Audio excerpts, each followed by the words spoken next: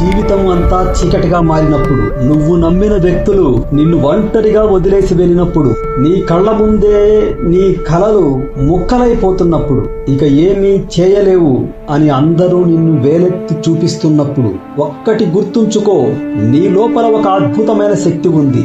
దాన్ని బయటకు తీయి. ఆ శక్తిని ఎవ్వరూ ఆపలేరు. నీ చుట్టూ ప్రతికూలత అలుముకున్నప్పుడు నువ్వు వెనక్కి తగ్గకూడదు. ధైర్యంగా నిలబడు. ఇది ముగింపు కాదు, ఇది నీ కొత్త ఆరంభం. ఒక విజేత అనేవాడు పరిస్థితులు సాఫీగా ఉన్నప్పుడు పుట్టడు.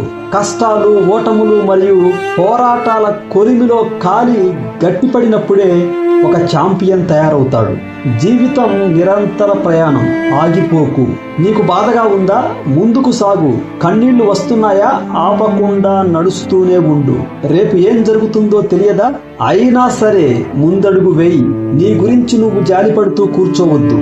ఒత్తిడి, నొప్పి, చీకటి లేనిదే ఆ శక్తి నీలో పుట్టదు.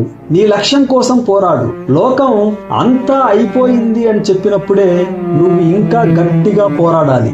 జీవితం నిన్ను ఎంత బలంగా కొట్టినా నువ్వు తిరిగి ఎంత గట్టిగా కొట్టగలవు అనేదే ముఖ్యం. ఒకసారి కాదు, 100 సార్లు పడిపోయినా సరే నువ్వు కోరుకున్నది నీ చేతికి చిక్కే వరకు నీ దారిలో వచ్చే ప్రతి అడ్డంకిని ధ్వంసం చేస్తూ దూసుకుపో. నీ జీవితానికి నువ్వే బాధ్యుడివి. గతాన్ని గురించి ఆలోచిస్తూ ఒక్క సెకను కూడా వృధా చేయకు. నీ భవిష్యత్తు మీద, నీ లక్ష్యాల మీద మాత్రమే దృష్టి పెట్టు. సోమవారం నుంచి ఆదివారం వరకు ప్రతి నిమిషం నీ పరిస్థితిని ఎలా మార్చుకోవాలో నీకు స్పష్టత ఉండాలి. విజేతలు కేవలం కలలు కనరు, వారు ఆ కలలను నిజం చేసే పనిలో ఉంటారు. భయం కనిపించినా దాన్ని చీల్చుకుంటూ వెళ్ళిపో. అప్పుడే నువ్వు ఊహించనంత శక్తివంతుడిగా బయటకు వస్తావు. పోరాడుతూనే ఉండు. ప్రతి తుఫాను దాటిపోవాల్సిందే. ఆగిపోతేనే నువ్వు ఓడిపోయినట్టు. నా కుటుంబం నా కోసం చూస్తోంది, నా వాళ్ళు నా మీద ఆధారపడి ఉన్నారు అని నీకు గుర్తొచ్చినప్పుడు నీలో అలసట మాయమవుతుంది.